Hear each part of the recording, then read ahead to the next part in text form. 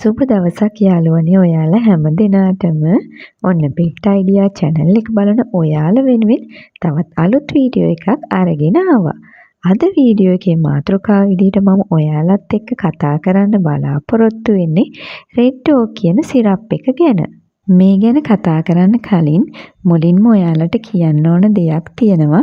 ඒ තමයි රෙඩ් ඕක් කියන සිරප් එක විඩ්‍රෝ සමාගම මගින් දැනට වසර ගණනාවක් තිස්සේ ලාංකීය සුරතලුන් වෙනුවෙන් නිෂ්පාදනය කරනු ලබන දේශීය නිෂ්පාදනයක් කියලා. හොඳයි. එහෙමනම් දැන් අපි බලමු මේ රෙඩ් ඕක් සිරප් එක පාවිච්චි කරන්න ඕන මොන වගේ අවස්ථාවලටද කියලා. ලංකාවේ පළාත් කිහිපයක පවතින දේශගුණික සහ කාලගුණික තත්ත්වයන් මත ප්‍රදේශ කිහිපයක් වියලි ස්වභාවයකින් යුක්ත වෙනවා. ඒ වගේ පරිසරයක් තුළ ජීවත් වෙන සුරතල් සතුන්ගේ සමවියලී යාමකට ලක් වෙන්න පුළුවන්. උදාහරණයක් විදියට ගත්තොත් සොරතලාගේ මැරුණු සමේ කොටස් ඉස්සොරි ආකාරයට මුළු ශරීරය පුරාම පැතිර යන්න පුළුවන්. මෙන්න මේ තත්ත්වයන් තුළ අපේ සොරතලුන්ගේ හැමේ වියලි ස්වභාවය නැති කර ගැනීමේ අරමුණින් තමයි මේ රෙඩ් ඕක් කියන සිරප් එක නිර්මාණය කරලා තියෙන්නේ. හොඳයි. එහෙමනම් දැන් අපි බලමු මොනවද මෙම නිෂ්පාදනය අඩංගු වෙලා තියෙන්නේ කියලා. ප්‍රධාන වශයෙන්ම මෙම නිෂ්පාදනය තුළ EPA, DPA සහ DHA අන්තර්ගත කරලා තියෙනවා. හරි. එහෙමනම් දැන් අපි බලමු EPA කියන සංඝටකය අපේ සොරතලුන්ගේ සෞඛ්‍යයට අවශ්‍ය වෙන්නේ ඇයි කියලා. සමී සහ කබායේ ඇතිවන සෞඛ්‍ය ගැටලු අවම කර ගැනීමට. දිලිසෙන සෞඛ්‍ය සම්පන්න කබායක් ඇති කර ගැනීමට. සන්ධි ආශ්‍රිත ප්‍රශ්න, ආතරයිටිස්, සන්ධිවල ගැටලු, ඒ වගේම සන්ධිවල දැවිල්ල, වේදනාව සමනය කර සංචලනය වැඩි දියුණු කිරීමට උපකාරී වෙනවා. හෘද රෝග අවදානම වැළැක්වීමට, හෘද වාහිනී නිසලස ක්‍රියා කිරීමට වැදගත් වෙනවා. ඒ වගේම සංජනන කාර්යයන් සඳහා වැදගත් කාර්යභාරයක් ඉටු කරනවා.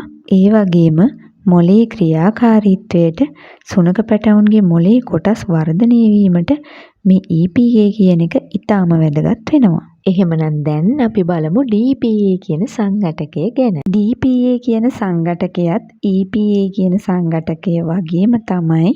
කලින් කිව්වා වගේම සමී සහ කබායේ සෞඛ්‍ය ගැටලු අවම කර ගැනීමට, දිලිසෙන සෞඛ්‍ය සම්පන්න කබායක් ඇති කර ගැනීමට, ඒ වගේම සන්ධි ආශ්‍රිත ප්‍රශ්න, ආතරයිටිස්, සන්ධිවල ගැටලු මෙන්ම සන්ධිවල දැවිල්ල, වේදනාව සමනය කර සංචලනය වැඩි දියුණු කිරීමට, ඒ වගේම විශාල සුනකයන්ගේ කුඩා සුනකයන්ගේ මොළයේ ක්‍රියාකාරීත්වයට, කුඩා සුනක පැටවුන්ගේ මොළයේ කොටස් වර්ධනයට මේ DPA කියන සංඝටකය බෙහෙවින්ම උපකාරී වෙනවා. හරි. එහෙමනම් දැන් අපි EPA සහ DPA ගැන කතා කරලා අවසానයි. අපි ඊළඟට බලමු DHA කියන්නේ මොකක්ද කියලා.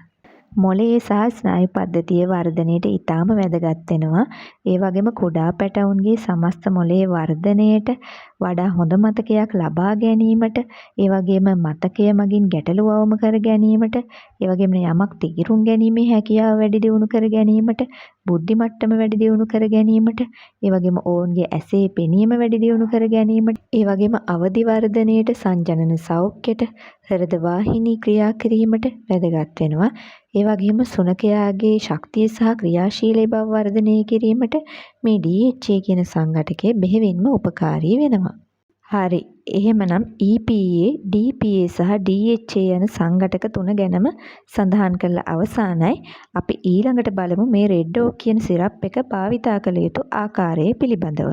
ලබා දිය යුතු ආකාරය ගැන කතා කරොත් රෙඩ් ඕක් සමාගම මගින් පෙන්වා දීලා තියෙන්නේ මිලිලීටර් 5ක් කිලෝ 10ක් බර සුනකයෙකුට ලබා දෙන්න කියලා. ඒ අනුව ගත්තම කිලෝ 5ක් බර සුනකයෙකුට මිලිලීටර් 2.5ක්ද, කිලෝ 10ක් බර සුනකයෙකුට මිලිලීටර් 5ක්ද, කිලෝ 15ක් බර සුනකයෙකුට මිලිලීටර් 7.5ක්ද, කිලෝ 20ක් බර සුනකයෙකුට මිලිලීටර් 10ක්ද, කිලෝ 30ක් බර සුනකයෙකුට මිලිලීටර් 15ක් යන වශයෙන් ලබා දෙන්න පුළුවන්. ඒ වගේම තමයි තවත් කියන්න ඕන දෙයක් තියෙනවා. ඉස්සර මේ රෙඩ් ඕක් කියන බොටල් එක ආවේ මිලි 200 වගේ කුඩා බෝතල්. නමුත් අද වෙනකොට වෙළඳපොළට මිලිලීටර් 1000 ලීටරය වගේ ලොකු ගැලුන් වලින් පවා වෙළඳපොළෙන් මිලදී ගැනීම ඔයාලට හැකියාව තියෙනවා. ඊළඟට තවත් මතක් කරන්න ඕන දෙයක් තියෙනවා. ඒක තමයි මේ රෙඩ්ඩෝ කියන සිරප් එක මාසෙට අඩු සුරතලුන් සඳහා භාවිතා කරන්න එපා. දින 30ක්වත් ගියපු සුනඛෙක් සඳහා මේක භාවිතා කරන්න. ඊළඟට ඔයාලා මතක තියාගන්න ඕන තවත් කාරණාවක් තියෙනවා. ඒ තමයි මේ රෙඩ්ඩෝ කියන සිරප් එක තියෙන්නේ ඔයිල් එකක් විදියට. ඒක නිසා ඔයාලා මේක භාවිතා කරන්න කලින් හොඳට බෝතලේ සොලවන්න ඕන. මේ සිරප් එක ඔයාලා නැවත නැවත භාවිතා කිරීමේදී මතක තියාගන්න මේක ඉරේලිය වැටෙන්නේ නැති ස්ථානයක ස්ථානගත කරන්න. මොකද ඉරේලිය වැටුනොත් සිද්ධ වෙන්නේ මේකේ තියෙන අදාළ පෝෂණ ගුණයන් විනාශ වෙලා යන්න පුළුවන්. ඒ වගේම අවසාන වශයෙන් තවත් දෙයක් මතක් කරන්න ඕන.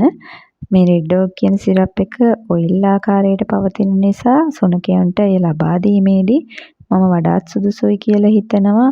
මේ අදාළ මාත්‍රාව යෝගට් ටිකකට හරි එහෙම නැත්නම් මෙයාලගේ කන කෑම ටිකකට හරි මිශ්‍ර කරලා භාවිතා කරන්න පුළුවන් නම් අපත යන ප්‍රමාණය ගොඩාක් අවම වෙයි කියලා මම හිතනවා.